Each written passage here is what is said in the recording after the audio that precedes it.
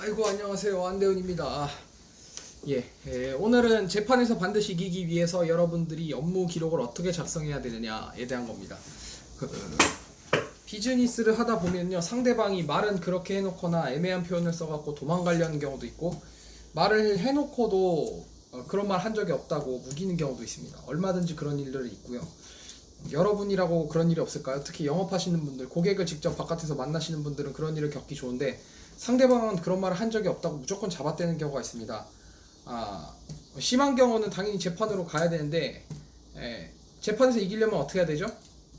무슨 리갈 하이라든가 무슨 나루호도 나오는 거 뭐지? 역전재판, 그런 별로는 있을 수도 있지만 그건 좀 극적인 효과가 많이 들어간 것들이고요.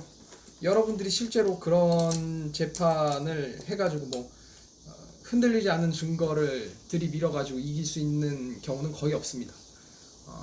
아무리 유능한 변호사를 고용한다 하셔도 재판에 이겨도 시원치 않을 판에 당연히 지면 안 되겠죠. 그냥 지지 않는 방법을 생각해야 되고, 거기서 가장 흔들리지 않은 게 서증입니다. 서증을 어떻게 만들어야 됩니다. 그러니까 아무리 천하의 승률 100%짜리 변호사는 없죠. 천하의 승률 99.99%의 변호사라고 해도 의뢰인이 서증을 가져오지 않으면 이길 수 없습니다. 서증이 없으면 이길 수가 없어요. 그래서 서증을 잘 만들어두는 게 가장 중요합니다. 손님하고 했던 이야기를 녹취해 놓는다고 무조건 이길 수는 없어요. 그러니까 말을 할 때 이제 비언어적인 표현들은 녹취가 안 되잖아요. 그리고 또 녹취록을 제출한다 하더라도 경우에 따라서는 증거로 채택이 되지 않을 수도 있습니다. 불법적으로 취득한 증거가 될 수도 있죠. 판사가 보기에요. 여러분이 보기에 말고 판사가 보기에. 그래서 당연히 녹취 같은 것보다 더 중요한 게 여러분이 이 고객을 만났을 때 어떤 대화를 나눴는지에 대해서 기록을 남기는 건데요. 아무렇게나 그냥 써가지고 기록해놨다가 프린트해서 제출하면 판사님이 다 원하는 대로 판결을 내려줄까요? 그런 일은 없습니다. 그럼 어떻게 해야 되느냐, 서증은 어떻게 구성을 해야 되느냐라는 건데, 이거는 특별히 법률의 영역이 아니라 법률 상담의 영역도 아니고 무슨 계약서 이런 거는 다 변호사한테 시키시고요. 변호사가 이길 수 있는 업무 기록을 남겨두시는 게 굉장히 중요합니다. 그럼 어떻게 해야 되는지에 대해서 말을 해야 되죠. 그러니까 증거를, 법률 하시는 분들이 증거를 크게 두 가지로 보거든요. 정황 증거하고 직접적인 증거, 두 가지가 있는데, 보통은 정황 증거를 가지고 싸워서 판사가 보기에 어느 쪽이 하는 말이 옳은지 따져서 이겨야 되거든요. 그러면 정황을 어떻게, 내가 제시하는 정황이 판사가 보기에 진실인 것으로 확실하게 답을 얻으려면 평소에 어떤 식으로 기록을 남겨야 되느냐에 대한 겁니다. 사실은 기록을 안 하는 경우가 많고요. 중소기업 같은 경우에는 오너가 좀 거짓말쟁이라서 기록을 정확하게 남기는 직원을 보면 경계하는 경우도 있는데, 그렇다고 해서 기록을 안 남기면 안 됩니다. 기록을 반드시 남기셔야 되고요. 육하원칙에 기초해서 작성하시면 됩니다. 육하원칙이요. 근데 육하원칙을 입각해서 쓰는 게 이제 글쓰기는 될지 모르지만 글짓기가 되는 수가 있어요. 그러니까 업무상의 글쓰기가 아니라 글짓기가 되는 수가 있고, 실제로 그런 정황이 안 보이는 수가 있으니까 오늘은 제가 어떻게 하면 정황을 가능한 한 정확하게 신뢰성을 확보하는지를 말씀드리겠습니다. 먼저 업무 기록을 작성하실 때는 언제 누구와 어디서 만난지를 정확히 적으셔야 됩니다. 언제 누구와 어디서 무슨 이야기를 했는지, 언제 누구와 어디서 무슨 이야기를 했는지를 해야 되는데, 언제와 어디서를 명확히 하는 것이 기본적으로 이길 확률이 높아집니다. 아예 만남 자체가 있었다는 거, 미팅 자체가 있었다는 것 자체를 부인하는 경우도 있거든요. 불리해지면은 말 뒤집는 사람들 많아요. 그런 사람들에게 당신의 비즈니스를 날려먹을 수는 없잖아요. 그죠? 당연히 이기셔야 될 테니까. 그러니까 처음부터 변호사가 여러분의 증거를 활용할 만한 증거를 만드는 게 중요하고요. 그럼 어떻게 해야 되냐? 언제 어디서라는 거를 언제 어디서 누구와를 정확히 해야 되는데, 이렇게 적으시면 됩니다. 언제 어디서 일단 날짜를 적으셔야 되고요. 언제라는 거, 날짜 몇 시, 몇 분, 이게 정확해야 됩니다. 언제 몇 분까지 정확해야 되고, 그리고 그날 날씨를 꼭 적으세요. 날씨를 꼭 적으셔야 되는데, 맑음, 흐림 이런 것도 중요하지만 또 하나는 그날의 상대방의 옷차림도 정확히 봐야 됩니다. 입고 나온 옷이 정장인지 아니면은 뭐 쓰레빠 끌고 나왔는지 이런 거 가능한 한 자세하게 적어야겠죠. 예를 들어서 상대방이 이런 옷을 입고 나왔다 이런 거를 하려면 상대방 누구 나왔는데 뭐 김 누구 씨는 예를 들어서 물방울 무늬가 많이 있는데 하얀색 바탕에 파란색 물방울 무늬가 잔뜩 들어간 옷을 입었다라든가, 그리고 셔츠가 깃이 있는지 없는지 꼭 적으시고요.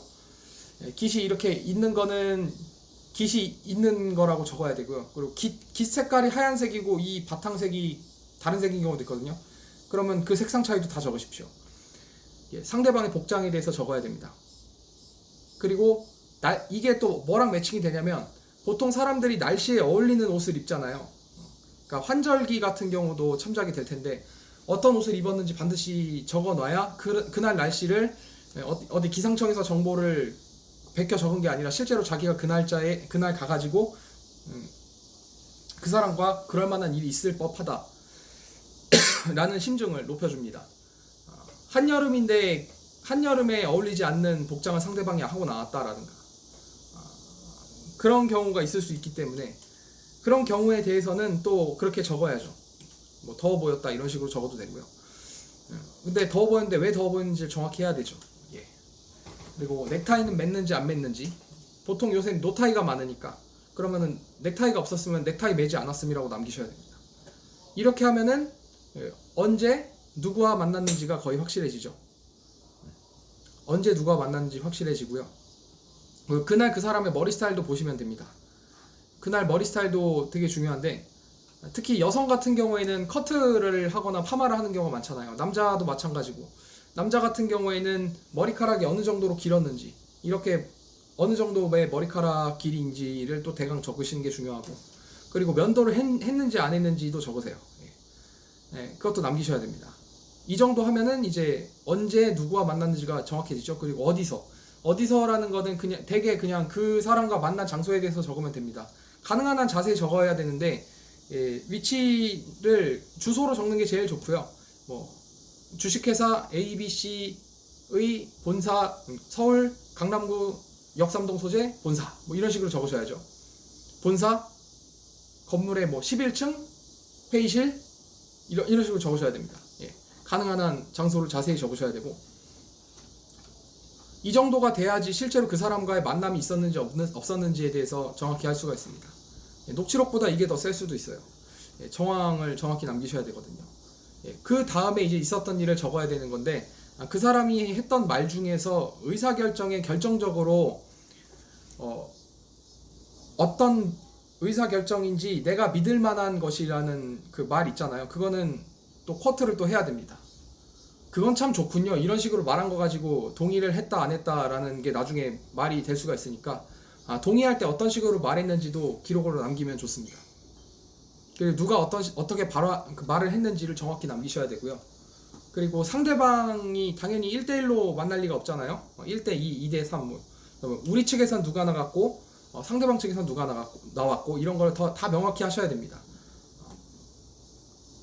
이 정도 돼야지 언제 어디서 누구와 만났는지가 정확하고 그 모임이 있었다는 것 자체가 부인을 당할 수 있기 때문에 또 업무 기록과의 별도로 여러분이 일지에 꼭 작성을 하셔야 됩니다. 어느 고객과 어떤 것에 대해서 이야기를 했음.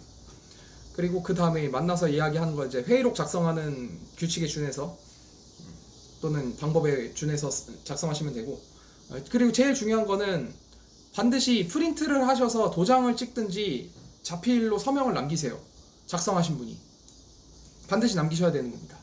이건 또 어떻게 되느냐, 나중에 갑자기 만든 기록인지 아닌지에 대해서 분쟁이 붙었을 때 그 필기구를 사용하면 필기구가 언제 그 물리화학적인 작용을 통해서 종이에 남아져 있는지에서 필적 감정이 들어갈 수가 있거든요. 이럴 때 대비해서 반드시 가능한 한 볼펜을 쓰시고, 연필로 쓰셨으면은 연필로 쓴 다음에 복사를 하고 도장은 반드시 인주가 들어가 있는 걸로 찍으세요. 샤치아타도 상관없습니다. 스탬프도 상관이 없는데 일단은 언제 그 필압이 남겨져 있고 언제 그 도장을 찍었는지가 명확해야 되고, 그리고 반드시 완성된 문서를 자기 이외의 다른 동료들과 공유를 하셔야 됩니다. 1명 이상의 공유를 하셔야 되고, 이게 내부적으로 사내적으로 확실히 공유된 정보이며 흔들림이 없다는 걸 보여주기 위해서 작성자의 인이나 사인도 필요하지만, 그걸 같이 회람한 사람들, 그날 같이 있었던 사람들의 회람을 받는 게 중요합니다. 예. 반드시 이렇게 하셔야 나중에 변호사가 와도 이길 수가 있습니다. 예. 오늘은 업무 기록을 남길 때 그런 일이 있을 법하다라는 것을 심증을 높이기 위한 기록 방법을 공유드렸습니다. 예, 또 이렇게 짤막짤막하게 계속 할 거고요. 제 방송을 놓치고 싶지 않으신 분, 특히 요즘 들어서 주 52시간 근무 때문에 회사에서 적극적으로 교육을 할 수 없게 됐거든요. 그래서 여러분의 몸은 여러분이 지키셔야 됩니다. 그러니까 제가 여러분이 직장에서 호신술로서 활용할 수 있는 여러분의 몸을 지키는 방법들을 공유하도록 하겠습니다. 예, 좋아요, 구독, 그리고 알람 설정, 모든 알람 다 수신하기 체크해 두시면 제가 올리는 동영상 하나도 놓치실 일이 없을 거고요. 질문사항 있으시면 밑에 코멘트 달아주시고, 대답할 만한 가치가 있는 고급 질문에 대해서는 제가 답글을 달아드리도록 하겠습니다. 그리고 개인적으로 좀 프라이버시가 있는 거나 이런 거 같은 경우는 제 그 비즈니스 이메일로 보내시면 대답을 할 만한 일이면 대답을 드리고, 좀 프라이버시가 민감한 것 같은 경우에 이메일로 좀 힘들다 그러면은 유료 상담을 신청하시기 바랍니다. 예, 안대현입니다.